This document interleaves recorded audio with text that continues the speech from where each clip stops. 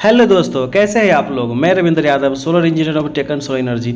और हम अभी आपके लिए लेके आ गए हैं सबसे फास्टेस्ट इंस्टॉलेशन। मतलब अभी तक का मेरा ये सबसे फास्टेस्ट इंस्टॉलेशन है, वो भी यूटीएल का। और यहाँ जो इन्वर्टर लग रहा है वो भी नया तरह का इन्वर्टर है। तो आप लोग अगर मेरा जो चैनल उसको सब्सक्राइब नहीं किए हैं तो सब्सक्राइब कर लीजिए और शेयर करते चलिए और प्लीज़ लाइक ज़रूर कीजिएगा। यहाँ का जो हमने एरिया सेलेक्ट किया है, इसी एरिया पर हमको सोलर लगाना है। चूँकि हमारे पास 3 ही सोलर पैनल है और उसको लगाने के लिए ज़्यादा जगह नहीं चाहिए, इसलिए हम लोग यही एरिया सेलेक्ट किया है ऊपर वाला। और अभी हम इसका पूरा फिटिंग कर लेते हैं। क्योंकि सोलर जहाँ भी लगाते हैं मोस्टली हम अनयूजेबल एरिया में ही हम लोग सोलर लगाते हैं, और प्लस छाया का भी इशू ना हो वो सारा कुछ देखते हुए लगाते हैं। तो फिर से फ्रेंड्स यही कहना चाहेंगे, प्लीज़ जो मेरा चैनल है उसको सब्सक्राइब कीजिए और शेयर करते चलिए और लाइक ज़रूर प्रेस कीजिएगा, लाइक का बटन ज़रूर दबाइएगा ताकि उससे हमको मोटिवेशन मिले। यहाँ जो यूटीएल का जो सोलर पैनल लगा रहे हैं ये 390 वाट का पैनल है। और ये वही पैनल है जिसका मैंने पहले वीडियो बनाया था। अब बोला था कि सबसे हाईएस्ट मतलब इसका एफिशिएंसी वाला सोलर पैनल यूटीएल का जो अभी तक आया है सबसे बेस्ट सोलर पैनल है। और ये आपको दिखेगा एकदम पॉली पैनल की तरह, क्योंकि ये ऑक्टेंगल में नहीं है, क्रिस्टल शेप में नहीं है, इसलिए आपको दिखेगा पॉली की तरह, लेकिन है ये मोनो पैनल। ठीक है, तो इससे आप कंफ्यूज मत होइएगा कि मोनो लगा रहे हैं कि पॉली लगा रहे हैं। हम मोनो पैनल ही लगा रहे हैं और एज पर कस्टमर डिमांड ही हम लोग कुछ भी सप्लाई करते हैं। कहीं कहीं ऐसी दिक्कत भी आई है कि कस्टमर को कहना रहता है कि अगर आप 3 पैनल का स्ट्रक्चर लाए हैं तो आप तो 3 को स्ट्रक्चर लेके आना चाहिए, आप एक ही को स्ट्रक्चर लेके आए हैं, मतलब एक ही पे पूरा फिट कर रहे हैं, तो ये 3 को कैसे हुआ। तो उन लोगों को कहना चाहेंगे कि जो 3 का स्ट्रक्चर है अगर छोटा छोटा लाते तो आपको ज़्यादा जगह छेकता, इसलिए हम लोग 3 का हम एक ही साथ डिजाइन करके लाए हैं। मतलब 3 सोलर का एक ही स्ट्रक्चर हो गया, इस तरह से समझिएगा। ये मत समझिएगा कि तीनों का अगर एक ही सोलर पे लगा रहे तो ये एक ही स्ट्रक्चर हो गया। स्ट्रक्चर एक ही है लेकिन प्राइस लगेगा तीनों पैनल का। दोस्तों, बिहार में हम सबसे फास्टेस्ट सर्विस देने के लिए जाने जाते हैं और आफ्टर इंस्टॉलेशन भी सर्विस देते हैं। हाँ, अगर लाइनअप में अगर आप नहीं हैं और हो सकता है कि अभी हम थोड़ा ज़्यादा बिजी हैं तो हो सकता है कि 2 दिन लेट हो सकता है, लेकिन हम आपको सर्विस देंगे। अगर कोई अर्जेंट में भी लगाना चाहते हैं तो आज के आज भी ऑर्डर कीजिएगा तो आज के आज भी लग जाएगा। चाहे 1 पैनल का ऑर्डर कीजिए या 10 पैनल का ऑर्डर कीजिए या 100 किलोवाट का ऑर्डर कीजिए, वो भी लग जाएगा। तो अब जिस तरह से ऑर्डर करना चाहते हैं, जिस तरह से आप हमसे जुड़ना चाहते हैं, आप हमसे जुड़ सकते हैं और इंस्टॉल करवा सकते हैं। और हाँ फ्रेंड्स, हमारा जो वेबसाइट है वो आ गया है। आप मेरे वेबसाइट से लुमिनस का, लूम का, विक्रम का, वारी का, एक्साइट का, सेलक्रॉनी का, उसके बाद यूटीएल का, लिव गार्डली फास्ट का, मतलब जितनी भी कंपनियां हैं, उसका उज्ज्वल सोलर का, सारे कंपनी का आप सोलर पैनल हो गया, इन्वर्टर हो गया, इप्रो कंपनी का, मतलब इन्वर्टर, बैटरी, छोटा छोटा सा लेके 12 से 12 चीज़, सारे चीज़ें उस पर अवेलेबल रहेगा आपको। आप धीरे धीरे लिस्टिंग होना शुरू हो गया है, आप जा करके वहाँ से परचेज कर सकते हैं। चाहे सर्विस का आपको पैकेट लेना हो, सर्विस का पैकेज लेना हो, या आपको कोई सोलर पैनल इंस्टॉल करवाना हो, या विक्रम का हो या टाटा का हो। लेकिन बस प्रॉब्लम ये है कि अगर टाटा सोलर का लीजिएगा तो आपको पूरा पैकेज लेना पड़ेगा। पैकेज मीन्स कम्बो, मतलब आपको एक नट भी बाहर से नहीं खरीदना है, सब कुछ आपको टाटा कंपनी ही देगी, उस तरह का रहेगा। चाहे आप एक्साइट का मान लेते हैं तो अब एक्साइट का भी हम चैनल पार्टनर बन गए हैं और एक्साइट में भी यही है, आपका इन्वर्टर, सोलर और बैटरी सब कुछ एक्साइट का ही मिलेगा।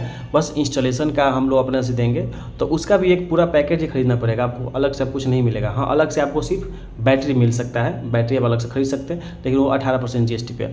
तो इस तरह से आप हमसे हमारा जो वेबसाइट है उस पर जाकर के आप पूरा चेक कर सकते हैं, आप पूरा परचेज कर सकते हैं। ठीक है, और यहाँ हमारा इंस्टॉलेशन लगभग कंप्लीट होने वाला है। ये 3रा पैनल है, हम लोग डाल देते हैं और इसको बढ़िया से हम लोग टाइट कर देते हैं। देखिए यहाँ पे हवा का दबाव उतना नहीं है, फिर भी हम लोग स्ट्रक्चर को क्या करेंगे, बढ़िया से सिविल वर्क करेंगे। सिविल वर्क सबसे ज़्यादा महत्वपूर्ण होता है।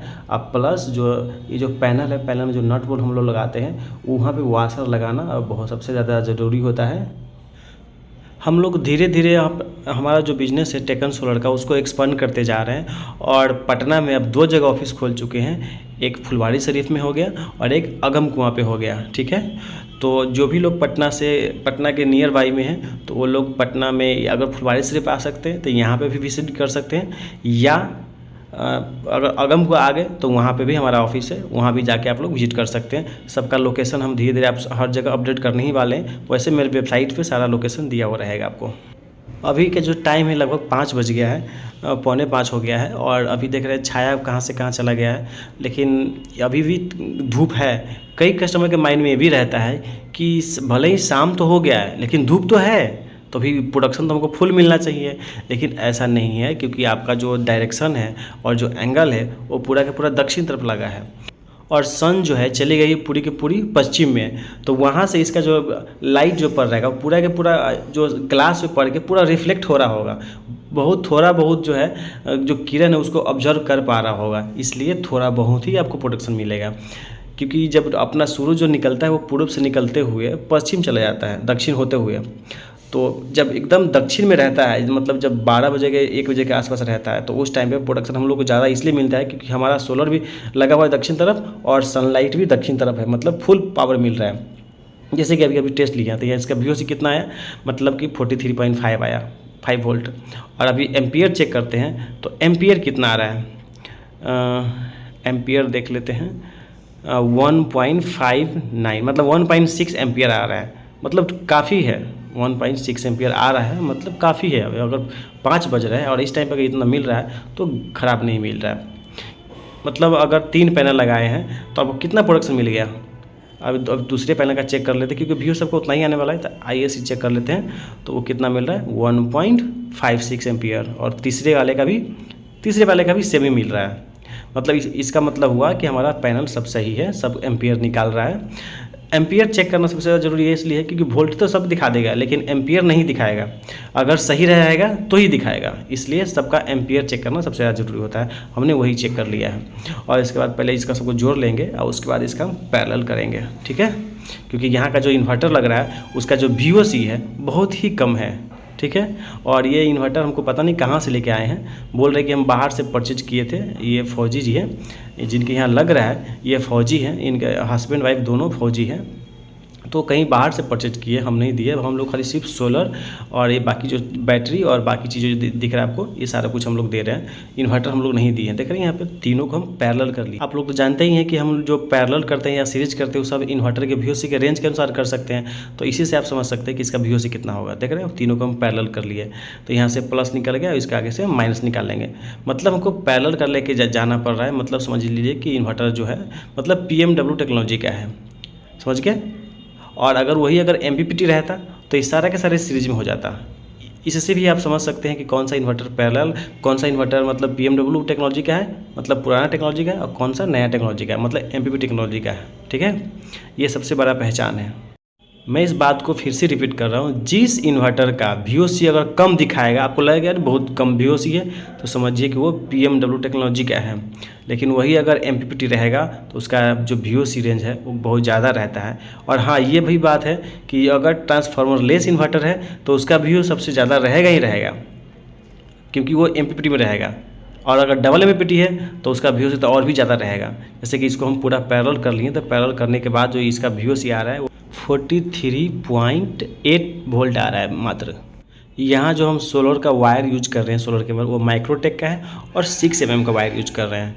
और चूँकि 2.5 mm से ऊपर में डबल कोर में नहीं आता, इसलिए सब सिंगल कोर का है और डबल लेयर में है, ठीक है। सिंगल कोर का डबल लेयर में वायर हम लोग यूज कर रहे हैं। और ये 6 mm का क्योंकि यहाँ पे तीनों पैनल को हमको पैरेलल करके लेके जाना। अगर सीरीज करके लेके जाते तो 2.5 mm का भी वायर देते तो भी चल जाता, ये मिनिमम 4 mm का वायर देते हैं। लेकिन यहाँ पे हमको तीनों को पैरेलल करना पड़ा है, इसलिए हम यहाँ पे 6 mm का वायर यूज कर रहे हैं। अगर 4 को पैरेलल करते या 5 को करते तो हम यहाँ पे 10 mm का वायर यूज करते हैं, ठीक है। वायरिंग में ये मैटर नहीं करता कि कितने किलोवाट का लगा रहे हैं, ठीक है। मैक्सिमम में हम लोग अगर सिंगल स्ट्रिंग बनाते हैं तो 4 mm का वायर ही यूज करते हैं। वहाँ पे अगर 10 mm का वायर यूज कीजिएगा उससे आपका प्रोडक्शन नहीं बढ़ जाएगा, ठीक है। स्ट्रिंग पे डिपेंड करता है कि आप कितने का स्ट्रिंग बना रहे हैं और कितने का सीरीज पैरेलल कर रहे हैं। तो सीरीज पैरेलल से और स्ट्रिंग से डिपेंड करता है कि आप 4 mm का वायर यूज कीजिए या 10 mm का वायर यूज कीजिए, ठीक है। वो सबका सस्टेनेबिलिटी सेम ही रहता है, बस एम्पियर में डिफरेंस पड़ जाता है। तो एम्पियर का ध्यान रखते हुए वायर सिलेक्शन करना पड़ता है। और ये जो इन्वर्टर है ये भी ट्रांसफार्मर लेस ही हैं और नया टेक्नोलॉजी का है, ये भी चाइनीज़ कंपनी का ही है। और या इस इन्वर्टर का बस इसमें खराबी बस यही बात का है कि इसका जो VOC वो बहुत ही कम है। और यहाँ पे देख रहे हैं कि इसका स्क्रीन पूरा का पूरा सेलकोनी का जो एक्सपर्ट है उसकी तरह है। और यहाँ पे कंप्यूटर से कनेक्ट कर सकते हैं डाटा केबल से, ठीक है। और इसका जो VOC है वही बहुत कम है। ऑपरेटिंग वोल्टेज मात्र 30 से 37 वोल्ट है और मैक्सिमम VOC क्या है 87 वोल्ट है मात्र। यही इसका डिमेरिट है। और इनके पास ये पहले से ये सारा कुछ लगा हुआ था, ये भी बिजली से परेशान ही रहते थे और इस इन्वर्टर से इनका काम चलता नहीं था, क्योंकि लाइट का बहुत बहुत दिन तक के लिए कट जाता है कभी कभी, और कभी कभी मतलब कि दिन भर नहीं आता, तो एक बैटरी से इनका पूरा काम चल नहीं रहा था, इसीलिए मतलब ये एक्सटेंड कर रहे हैं। सिंगल बैटरी वाला जो इन्वर्टर था उसमें एक बैटरी जो बचा हुआ था उसी के साथ ये नया वाला बैटरी जोड़ करके, चूँकि वो भी 180 एच का ही बैटरी था, इसलिए दूसरा वाला जो बैटरी दिया वो भी 180 एच का ही दिया है। बैटरी हमेशा जो एम्पियर है सेम रहना चाहिए, ये आप लोग ध्यान में रखिएगा।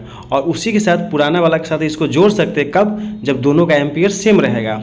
अगर सेम नहीं रखिएगा तो आपको चार्जिंग डिस्चार्जिंग में प्रॉब्लम आ जाएगा, ठीक है। तो इसीलिए इसको सीरीज में करके इसको 24 वोल्ट बना लेते हैं, चूँकि यहाँ जो इन्वर्टर लग रहा है वो 24 वोल्ट में है। और इन्वर्टर को अच्छे से हैंग करना सबसे ज़्यादा ज़रूरी है, क्योंकि ये थोड़ा भारी है। अभी जो जैसे सिलिकॉनी का इन्वर्टर है वो सब हल्का आता है और वो सब बढ़िया इन्वर्टर है, लेकिन ये उतना अच्छा नहीं है और बेकार में ये भारी है। और चढ़ाने टाइट करने में कभी कोई ज़्यादा बड़ा स्क्रू नहीं दिया हुआ था, कोई फास्टनर नहीं था, स्क्रू से इसको टाइट हैंग करना था। तो ये सारा इसका डिमेरिट था। और ये जो एसटीडीसी बॉक्स है ये लोग हम लोग अलग से दिए हैं, इसमें कुछ भी नहीं था इनके पास, तो ये सारा कुछ हम लोग अलग से दिए हैं। देख रहे हैं जो यहाँ कनेक्शन कर रहे हैं, यहाँ पे हम इसका इनपुट वायर दे रहे हैं, ठीक है। और जो इनपुट वायर हम यूज कर रहे हैं वो कितना है, 6 mm का वायर है, ओके। और उसके बाद जो आउटपुट वायर भी यूज करेंगे वो भी 6 mm का है। और ये जो रेड कलर का जो वायर है ये बैटरी वायर है, ठीक है। उसका प्लस माइनस वायरिंग कर लिए और यहाँ से इनपुट दे दिया, और उसके बाद इसके बाजू से हम आउटपुट निकालेंगे। चूँकि आउटपुट वायर हम नहीं डालें हैं, अब इसका आउटपुट वायर डाल रहे हैं, और वो भी 6 mm का ही डालेंगे, 4 mm का इसमें कोई भी यूज नहीं करेंगे, ठीक है। और जो बैटरी वायर है वो 10 mm वाला है, और जो सोलर है वो तो 6 mm है ही, ठीक है। और यहाँ पर जो आउटपुट लेंगे, ये आउटपुट कहाँ देंगे, एसीडीसी बॉक्स में, ओके। और ख़ास करके ये ध्यान रखना है कि जो हम इनपुट दे रहे हैं, इनपुट भले ही 4 mm से भी दे दें, बट आउटपुट वायर जो है हमको यूज करना है 6 mm का। चूँकि जब लोड चलेगा, मोटर चलेगा, गीजर चलेगा, कुछ भी चलेगा, तो लोड पड़ने वाला है आउटपुट वायर पे ही, ठीक है। और यहीं से लोड कनेक्ट रहेगा, तो ध्यान रखना है कि यहाँ जो वायर यूज करेंगे वो थोड़ा हेवी रखेंगे, ओके। और यहाँ अर्थिंग तो उसमें कॉमन कर ही देंगे, अर्थिंग इनपुट और आउटपुट दोनों का अर्थिंग कॉमन कर देंगे। यहाँ पे अर्थिंग पॉइंट दिया है, ये देखिए एन करके, एन के मतलब बाजू में अभी जो कनेक्ट कर रहे हैं वो ये अर्थिंग वायर है, ओके। और अर्थिंग हम इसका कर रखे हैं प्रॉपर। उसके बाद लाइटिंग रेस्टर तो यहाँ नहीं, चूँकि छोटा प्लांट लगा है तो लाइटिंग रेस्टर यहाँ पे नहीं लगा है, लेकिन अर्थिंग हमने कर रखा है। और उसका वायर भी यहाँ से कनेक्ट कर रहे हैं, और ये जाएगा एसडीसी बॉक्स होते हुए, ओके। तो फाइनली हमारा यहाँ पूरा लग गया है। इन्वर्टर का जो वायरिंग है वो पूरा कंप्लीट हो गया है। इसका जो कवर आता है उस कवर को हम लोग टाइट कर रहे हैं, और इसके ऊपर में ये इसी कवर को खोलने के बाद ही ये जो वायरिंग है वो हम लोग करते हैं। तो इसको टाइट कर लिए, अब जा रहे हैं लोड टेस्टिंग के लिए, क्योंकि कस्टमर के मन में सबसे ज़्यादा उत्सुकता इसी बात का था कि हमारा जो एसी है वो चलेगा कि नहीं चलेगा।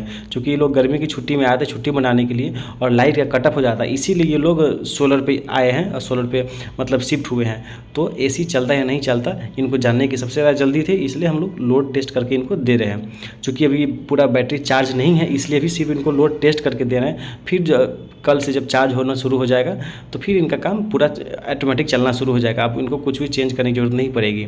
और देखिए, तो यहाँ देख रहे हैं कि हमारा जो लोड है, जो एसी है वो रन हो गया है। और इस पे बाकी जो फ़ैन है वो तो हम पहले चेक कर लीजिए, जितना दिख रहा है कि लाइट जल रहा है, ये सारा कुछ उसी पे है, सोलर पे ही है, क्योंकि यहाँ इनका जो कनेक्शन है डायरेक्ट मेन में डाल दिया। तो अब देखते हैं कि लोड कितना आया है। अब जो इन्वर्टर पे जो लोड आया है तो इन्वर्टर में क्या शो कर रहा है। इन्वर्टर का सारा बटन जो है पूरा ऑन है, इन्वर्टर यहाँ से ऑन हो रखा है। देख रहे हैं कि यहाँ पर जो बैटरी का जो वोल्टेज है वो 27 वोल्ट है, मतलब कि लगभग आधा चार्ज है, आधा से मतलब ज़्यादा चार्ज है, ओके। और यहाँ जो लोड चल रहा है वो लगभग 300 वाट का लोड चल रहा है, ओके। क्योंकि अभी जो एसी का जो कंप्रेसर है वो ऑन नहीं हुआ है, इसलिए 300 वाट का लोड चल रहा है।